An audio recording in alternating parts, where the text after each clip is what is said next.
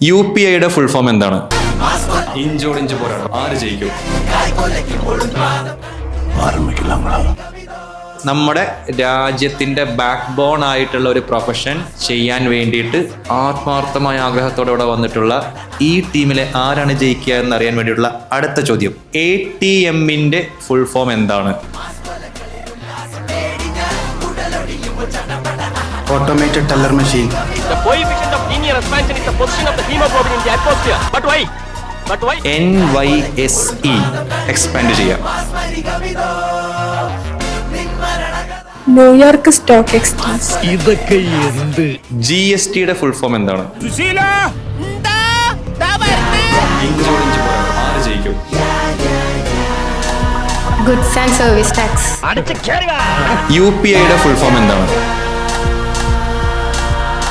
Unified payment interface. PAN കാർഡിലെ പാനിന്റെ full form എന്താണ്? Permanent account number.